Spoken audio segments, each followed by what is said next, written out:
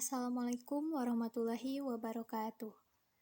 Kami dari mahasiswa Universitas Muhammadiyah Sukabumi akan mempresentasikan mengenai materi metode pembelajaran matematika. Untuk memenuhi tugas mata kuliah Strategi Pendidikan Matematika dengan dosen pengampu Ibu Ana Setiana MPD. Kami dari kelompok 3 yang beranggotakan Anastia saya sendiri dan Enjang Abdul Latif. Nah, sekarang di sini ada peta konsep. Yang pertama itu kita akan membahas pengertian metode pembelajaran matematika dan konsep metode pembelajaran matematika, kemudian macam-macam metode pembelajaran matematika, dan definisi dari metode pembelajaran matematika. Yang pertama kita bahas itu pengertian dari metode pembelajaran matematika. Nah, sebelum kita mengerti apa metode pembelajaran matematika, kita harus mengerti dulu arti dari metode itu apa.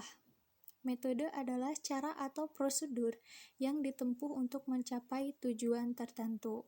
Nah, itu merupakan pengertian dari metode, yaitu cara ya atau prosedur yang ingin mencapai tujuan tertentu. Sedangkan pengertian dari metode mengajar adalah suatu cara yang direncanakan dan digunakan pendidik dalam proses pembelajaran agar tujuan tercapai. Nah, jadi metode pembelajaran itu berarti suatu prosedur, urutan langkah-langkah dan cara yang digunakan guru dalam pencapaian tujuan pembelajaran.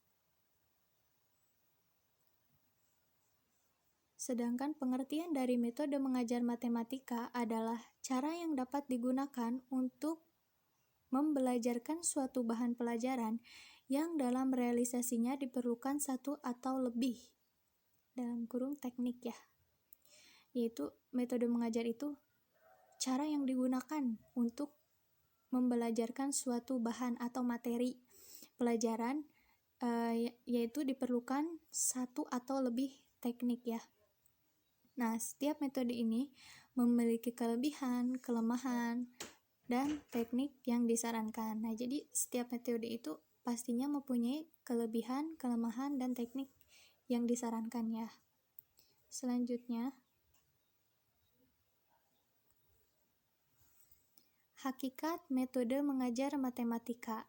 Nah, hakikatnya itu apa sih? Adalah cara yang teratur dan yang telah dipikirkan secara mendalam untuk digunakan. Nah, itu pengertian dari hakikat metode mengajar, yaitu cara yang teratur, cara yang sudah diatur dan sudah dipikirkan ya, sudah dipikirkan secara mendalam. Nah, itu hakikat dari metode mengajar. Nah, pembelajaran matematika merupakan proses membangun pemahaman peserta didik tentang fakta, konsep, prinsip, dan skill sesuai dengan kemampuannya. Nah, jadi pembelajaran matematika itu merupakan proses membangun pemahaman peserta didik gitu ya. Selanjutnya, apa sih perbedaan metode mengajar dan perbedaan dengan metode pembelajaran?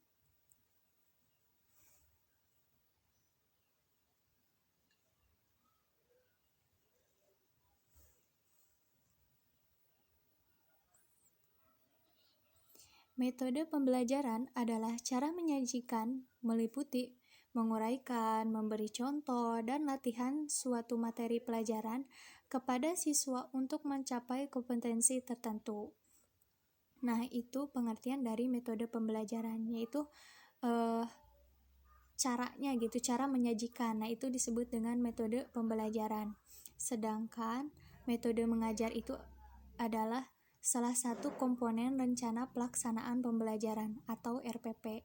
Nah, kita sebagai pendidik nanti akan mempunyai rencana pelaksanaan pembelajaran matematika.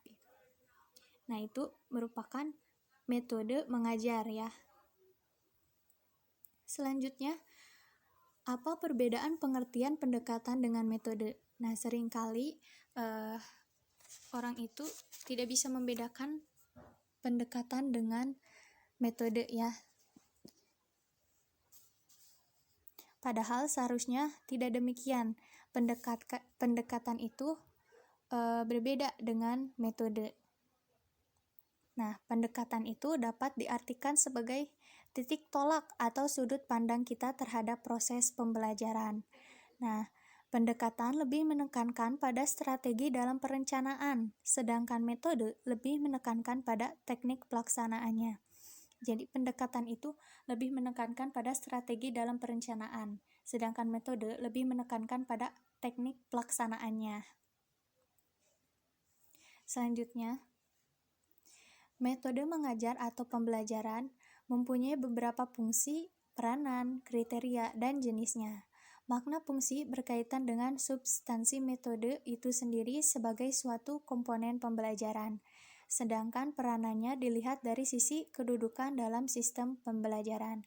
Nah, jadi fungsinya itu berkaitan dengan substansi metode itu, sedangkan peranannya itu dilihat dari sisi kedudukan dalam sistem pembelajarannya.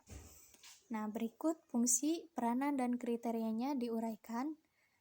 Yang pertama itu untuk fungsi.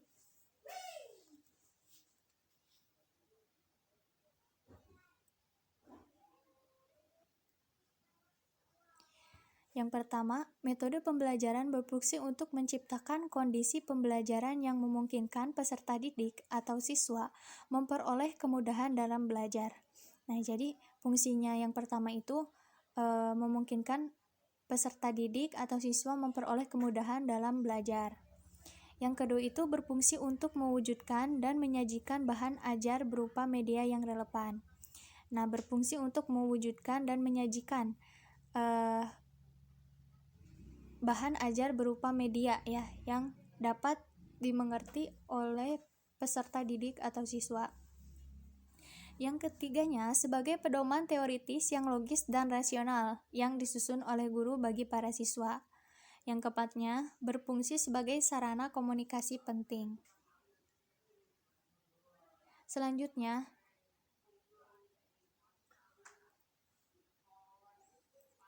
ada kriteria. Yang pertama itu sifat atau karakter guru. Kriteria metode mengajar itu kita dilihat dari sifat atau karakter gurunya ya. Yang kedua itu tingkat perkembangan intelektual dan sosial anak. Nah, jadi kita harus mengetahui kecerdasan setiap anak. Dan setelah kita mengetahui kecerdasan setiap anak, maka kita dapat menentukan metode mengajar apa yang cocok untuk diterapkan. Fasilitas sekolah yang tersedia. Nah, jika fasilitas sekolah tersedia, maka dapat mempermudah kita dalam metode mengajar. Ada tingkat kemampuan guru. Yang terakhir itu tingkat kemampuan guru. Jadi di sini itu seorang pendidik harus terampil ya dalam menerapkan metode mengajar. Sifat dan tujuan materi pelajaran. Nah, di sini itu kita harus tahu sebagai pendidik itu tujuan dari materi pelajaran tersebut. Dan waktu pembelajaran. Nah, kita harus tahu waktu pembelajarannya, apakah lama atau tidaknya, dan kita sesuaikan dengan metode mengajar atau pembelajarannya. Dan terakhir yaitu suasana kelas.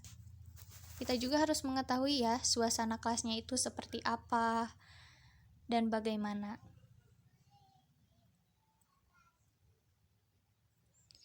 Konteks domain dan konteks domain tujuan pembelajaran. Nah, kita harus tahu juga konteks domain tujuan dari pembelajaran itu. Yang terakhir peranan.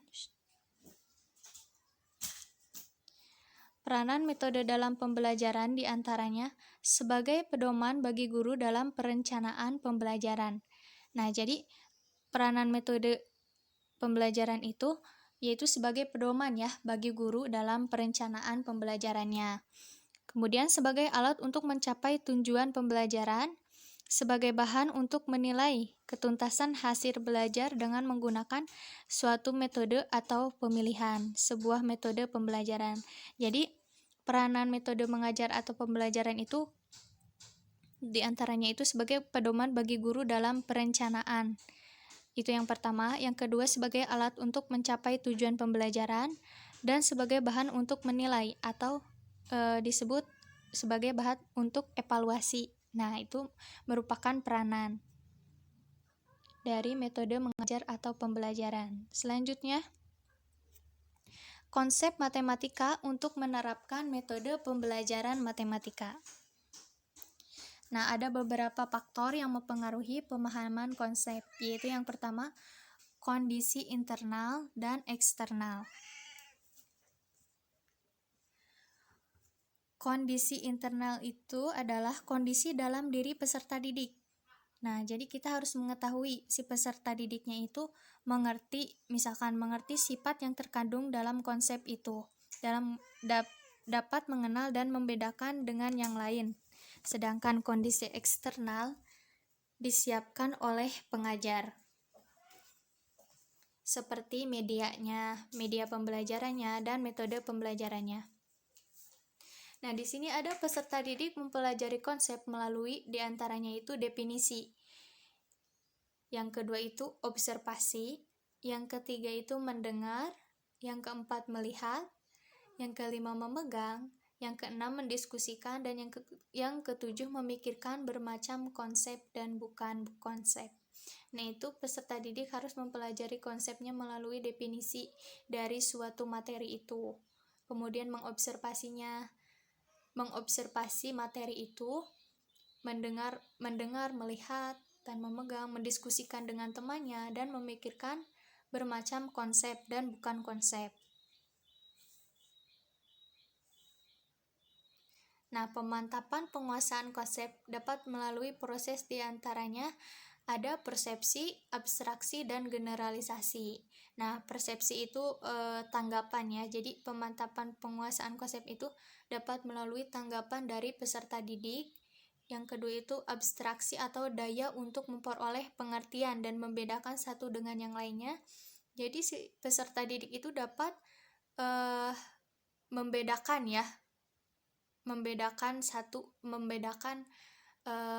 pengertian itu atau unsur-unsur dari materinya. Dan generalisasi yaitu penggunaan pengertian yang dimiliki. Nah, itu merupakan konsep matematika untuk menerapkan metode pembelajaran matematika.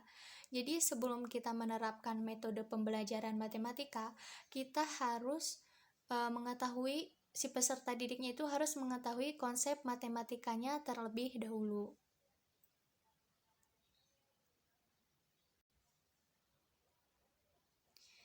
Berikut macam-macam metode pembelajaran matematika. Nah, kita mengenal beberapa jenis metode yang dipakai dalam pembelajaran matematika. Nah, metode mengajar matematika itu memiliki 39 metode dalam pelaksanaannya ya. Nah, tapi kami di sini hanya mengambil beberapa contoh metode mengajar yang akan dibahas yang dipakai dalam pembelajaran matematika. Yang pertama itu ada metode ceramah. Yang kedua itu metode demonstrasi dan eksperimen. Yang ketiga metode tanya jawab. Dan yang terakhir itu metode drill dan latihan. Kita bahas yang pertama itu metode ceramah.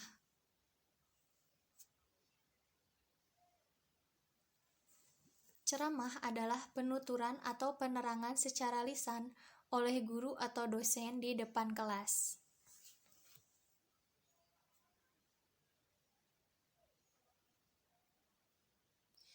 Nah, jadi metode ini berisi uraian singkat sebagai pengantar untuk masuk kepada penjelasan umum yang sering dipakai sebagai uraian singkat di tengah pelaksanaan pembelajaran. Nah, jadi metode ceramah ini gurunya itu hanya menerangkan di depan kelas, di depan peserta didik. Nah, itu metode ceramah.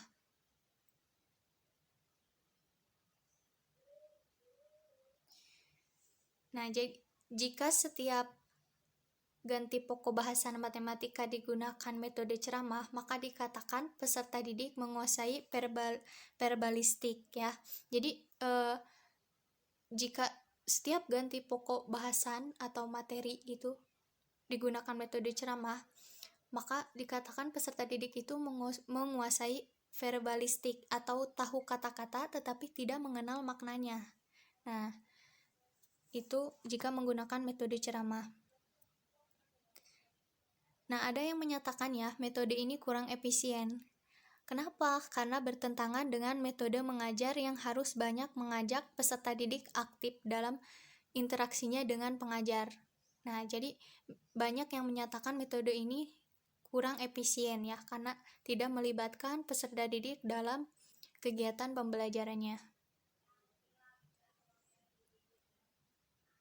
Di sini ada prosedur metode ceramah. Yang pertama, guru menyiapkan materi dan pokok pelajaran. Nah, jadi di sini tuh gurunya sendiri yang menyiapkan materi dan pokok pelajaran yang akan dibahas nantinya. Yang kedua, guru menerangkan sambil berdiri dan menerangkan materinya itu dengan kalimat yang lancar menggunakan bahasa efektif. Nah, jadi si gurunya itu menerangkan sambil berdiri di depan kelas dan materinya itu menggunakan bahasa yang efektif atau yang dapat dicerna siswa dan siswa mendengarkan dengan seksama. Yang ketiganya, materi penjelasan guru didukung oleh pengetahuan yang sebelumnya telah dikuasai siswa.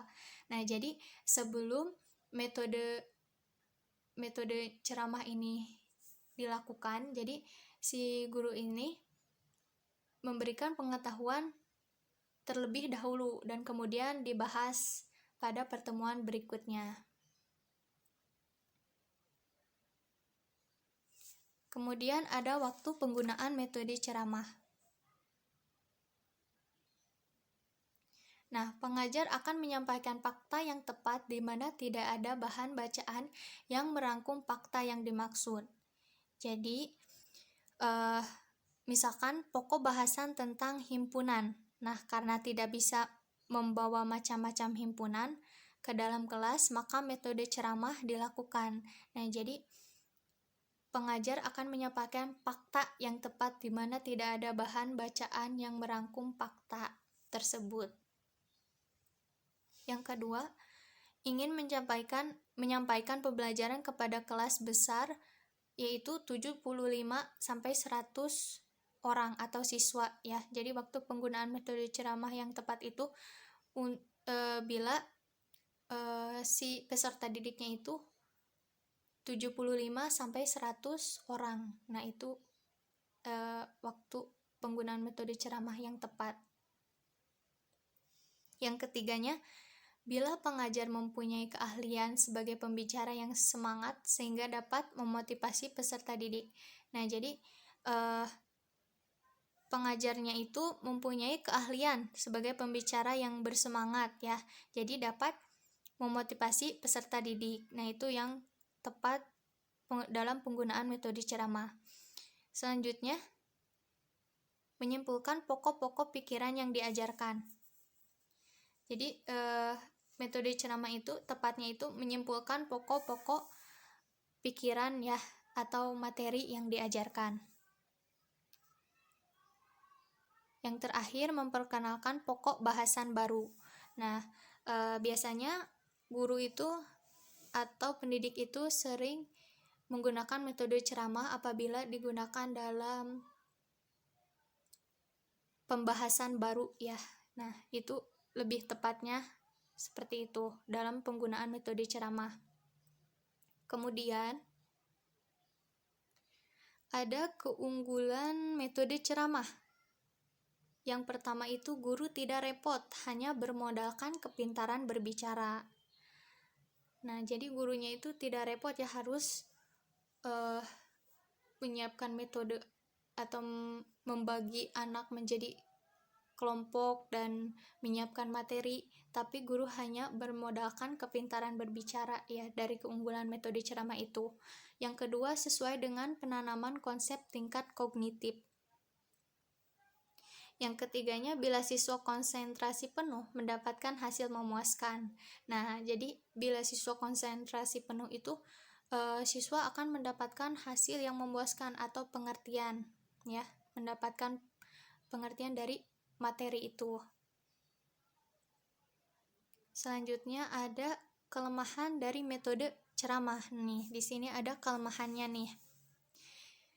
Apa saja sih kelemahannya? Yang pertama itu kepuasan yang palsu dan ini berbahaya.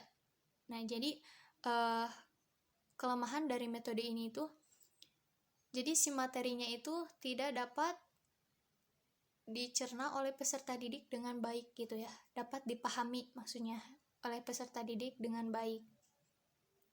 Yang kedua, berpikir dan bernalar yang tinggi untuk MIPA tidak cocok. Nah, jadi berpikir dan bernalar yang tinggi untuk MIPA itu tidak cocok ya, karena bukan mengingat dan menerima saja. Yang ketiga, perhatian siswa sedikit sekali. Nah, jadi perhatian siswa itu sedikit sekali selama proses pelajaran, dan pastinya itu pasif ya, karena mungkin membosankan. Yang keempat itu, untuk menemukan fakta tidak ada. Nah, jadi dalam kelemahan metode ceramah ini, untuk menemukan faktanya itu tidak ada, karena tidak adanya eksperimen ya, di samping tidak ada kesempatan juga untuk bertanya gitu. Kemudian bimbingan individual guru tidak ada. Jadi guru itu hanya ceramah saja di depan kelas, tapi tidak membimbing siswanya gitu. Paham atau tidaknya itu tidak ditanyakan. Yang keenam, guru tidak dapat secara seimbang memprediksikan kelemahan dan kekuatan individual. Nah, jadi si gurunya itu tidak dapat, yang tadi itu tidak dapat mengetahui kelemahan dan kekuatan dari setiap siswanya gitu. Yang ketujuh, muatan ide yang banyak tidak dapat dipahami sebagai siswa. Jadi tidak dapat, kalau dengan metode ceramah itu tidak maksimal gitu, siswa itu dapat memahami akan materi itu. Yang kedelapan, bila frekuensi lemah, maka selanjutnya tidak menguasai. Nah, jadi jika frekuensinya lemah, maka siswa tidak dapat menguasai. Yang kesembilan, ceramah seperti mengisi gelas piala yang kosong. Nah, jadi jika kita menggunakan metode ceramah dalam pembelajaran matematika itu seperti mengisi gelas piala yang kosong gitu isinya. Jadi tidak, kepada peserta didik itu tidak dapat memahami. Kita menyampaikan materi saja itu tidak akan tercapai gitu tujuan kita. Yang ke-10-nya, pekerjaan rumah lebih berat. Nah, jadi karena menggunakan metode ceramah dan mungkin siswanya tidak paham akan materinya, jadi bila seorang pendidik memberikan pekerjaan rumah pun akan terasa lebih berat ya.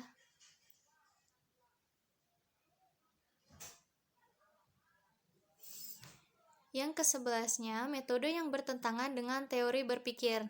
Nah, yang sudah dijelaskan tadi ya. Jadi bertentangan ya metode ceramah ini dengan keaktifan siswa dengan pengajar. Tidak ada partisipasi siswa dalam belajar. Jadi tidak adanya partisipasi siswa dalam belajar kalau dalam metode ceramah itu. Kemudian topik yang dibahasnya sedikit. Dan yang terakhir, guru bicara terus selalu menghadap siswa. Nah, itu merupakan kelemahan dari metode ceramah. Untuk selanjutnya, metode demonstrasi dan eksperimen, saya persilahkan kepada Saudara Enjang Abdul Latif untuk mempresentasikannya. Assalamualaikum warahmatullahi wabarakatuh.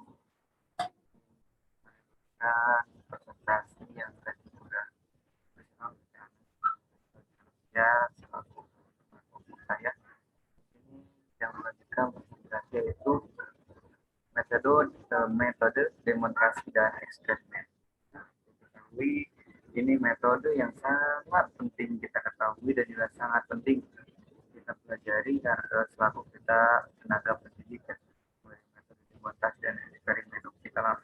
pembahasannya ya. Untuk metode demonstrasi dan eksperimen dipergunakan oleh pengajar, silih berganti dan saling melengkapi. Metode demonstrasi dilakukan mengajar untuk menunjukkan pada kelas bagaimana langkah-langkah menyelesaikan soal-soal aljabar. Di sini saya menyelesaikan soal aljabar dan banyak juga matematika dan lainnya. Ini ada contohnya, ada gambarnya, demonstrasi dan eksperimennya langsung didemonstrasikan oleh guru, dosen atau dan sebagainya, dan ini eksperimen. Oke, kita lanjut.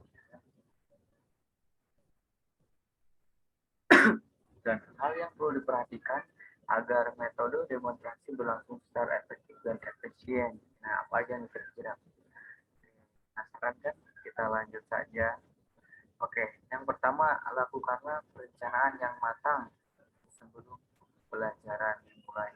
Dari mulai persiapan, alat-alat yang disiapkan, materi yang disiapkan, itu harus semuanya matang dipersiapkan di awal sebelum kita mempresentasikannya di depan murid-murid kita ataupun mahasiswa kita.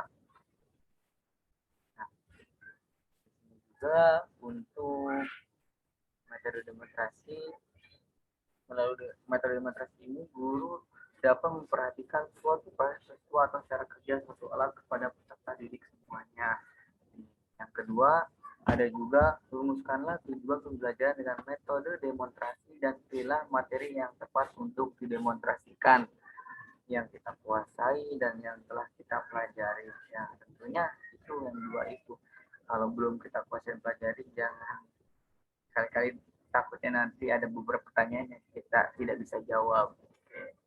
Yang ketiga, buatlah garis besar langkah-langkah demonstrasi akan lebih efektif jika dikuasai dan dipahami baik oleh peserta didik maupun guru yang tadi saya bicarakan. Ya.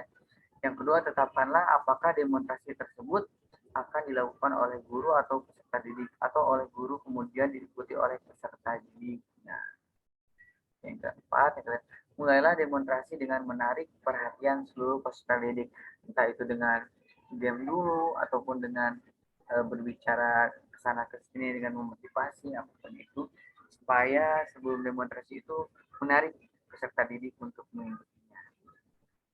Oke, upayakanlah yang keenam, upayakanlah agar semua peserta didik terlibat secara aktif dalam kegiatan pembelajaran. Jangan sampai nanti ada sifat masing-masing guru-guru, siswa-siswa atau mahasiswa-mahasiswa, sehingga tidak ada komunikasi yang baik antara guru dan siswa.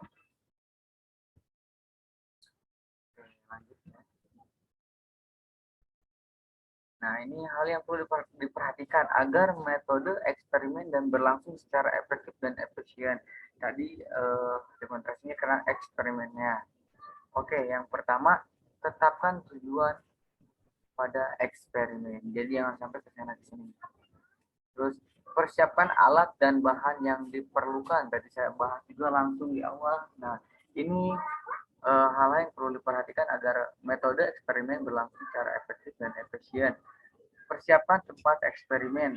Jangan sampai kita persiapan tempat eksperimen di mana dan sampai di lapangan ya belum tentu kita ketahui, harus tepat apa yang kita eksperimenkan. Pertimbangkan jumlah peserta didik sesuai dengan alat-alat yang tersedia. Jangan sampai peserta didiknya banyak, alat yang tersedianya tidak mencukupi, itu juga menjadi kendala. Jadi kita harus benar-benar mematangkan persiapannya. Yang kelima, perhatikan keamanan dan kesehatan agar dapat berdiri atau menghindarkan resiko yang merugikan atau berbahaya. Nah, ini hal kecil yang selalu eksperimen sama siswa itu dianggap kecil, tapi sangat fatal bagi kegiatan berlangsungnya.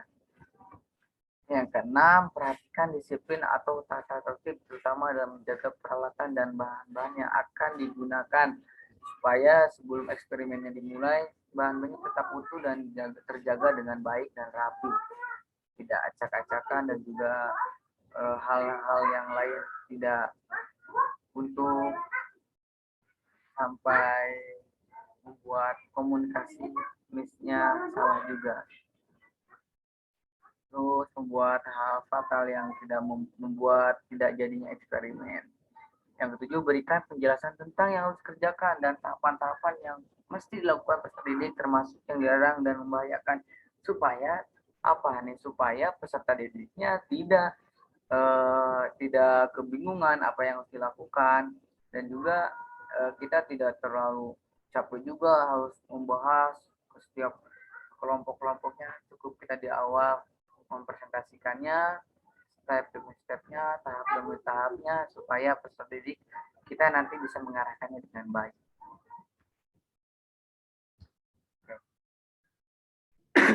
Gambarnya. Nah, ini metode tanya jawab ini yang perlu sangat-sangat diperhatikan oleh seorang tenaga pendidik sebagai kita calon tenaga pendidik yang metode tanya jawab ini karena di tingkat SMP apalagi tingkat SMP, SD, SMA gitu ya. Kalau SMA masih mending masih bisa aktif sama kita. Nih di tingkat SMP yang masih malu-malu untuk tanya jawab, di sini kita harus punya metode-metode yang harus sangat dibutuhkan untuk skill kita nanti mengajar. Oke. Nah, metode tanya jawab ini melibatkan suatu kelas dalam tanya jawab adalah langkah pertama dalam pengajaran satu arah. Ini adalah awal pengenalan bahwa pelajaran berlangsung ketika murid-murid secara verbal maupun intelektual terlibat dalam situasi pengajaran. Ini metode tanya jawabnya sangatlah penting ketika peserta didik kita tidak mau menjawab atau bertanya karena malu untuk bertanya, di sanalah kita selaku tenaga pendidik harus mencari arah-arah yang lain dan juga mencari alternatif lain supaya si peserta didik itu mau bertanya.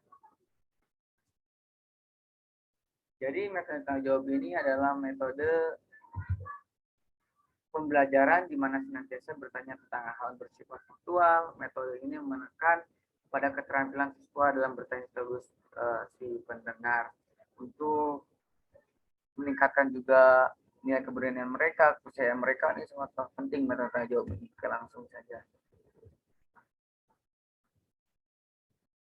Nah, kelebihan dan kelemahan metode tanya jawab ya buat teman-teman.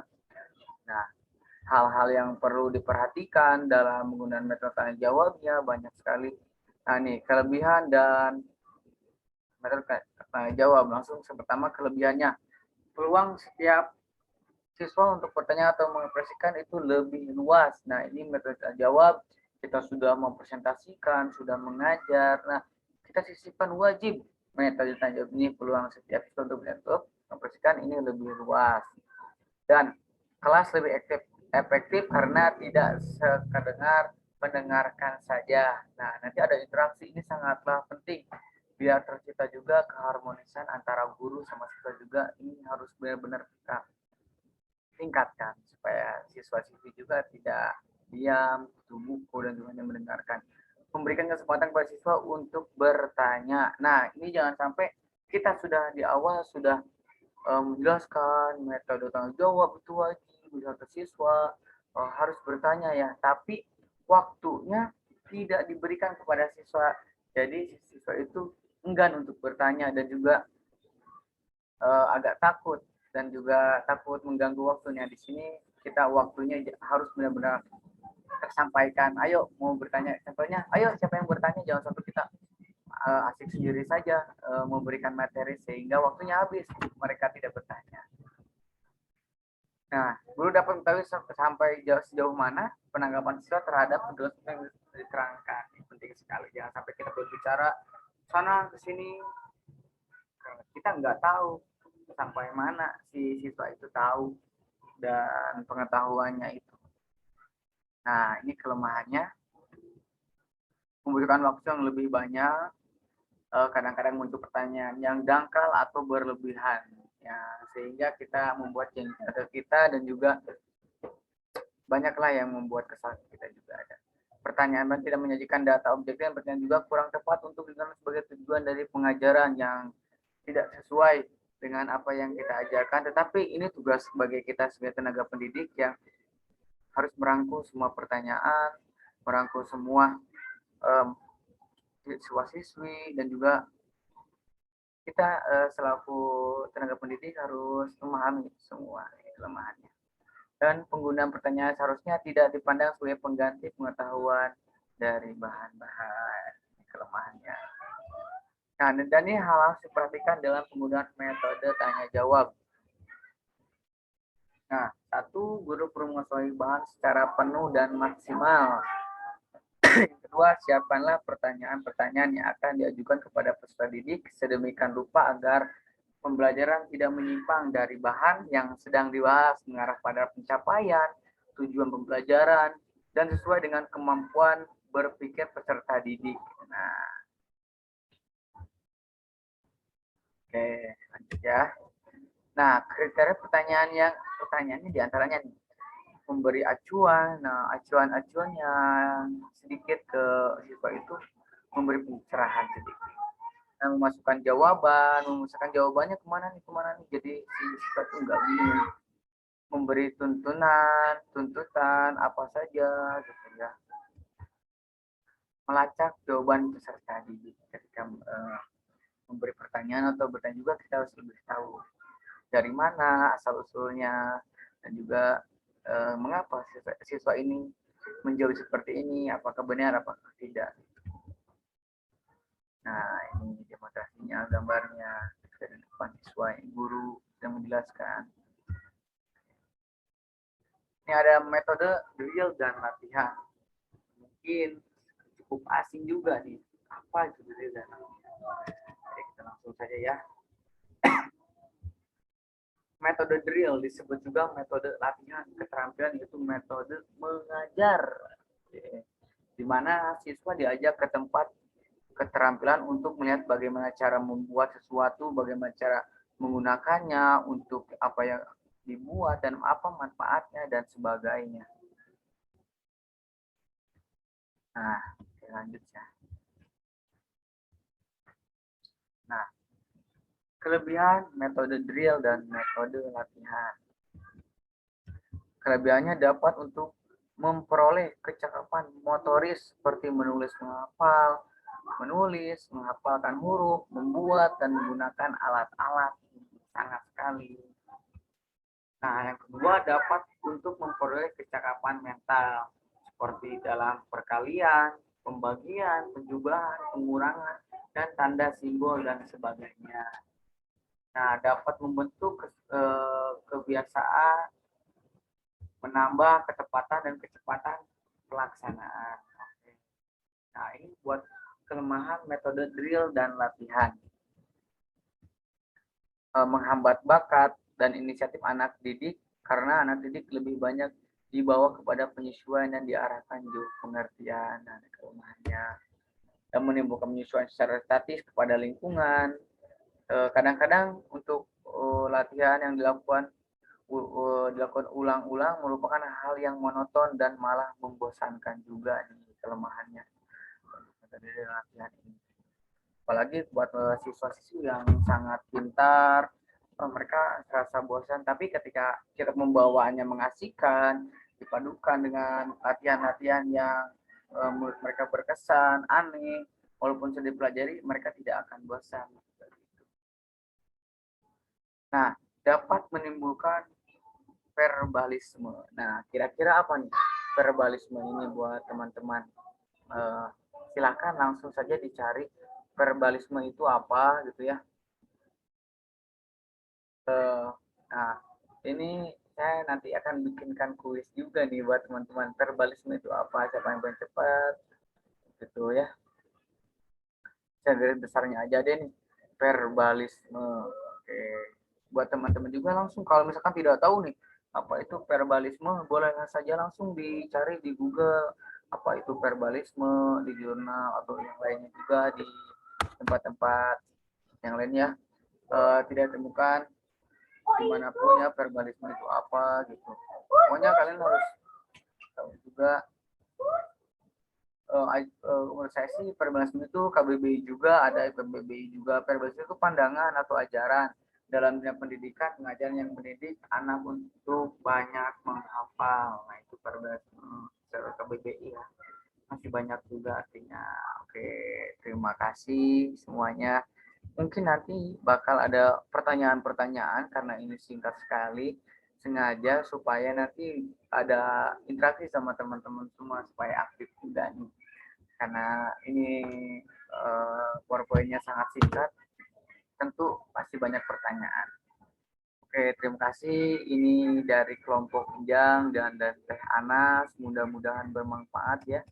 Kita kita kembalikan ke awal dulu sebelum saya tutup. Mungkin nanti ada beberapa tambahan dari Ibu juga. Nah, metode pembelajaran matematika banyak sekali yang ingin kalian tanyakan. Nanti kita didiskusi, bisa ditanyakan.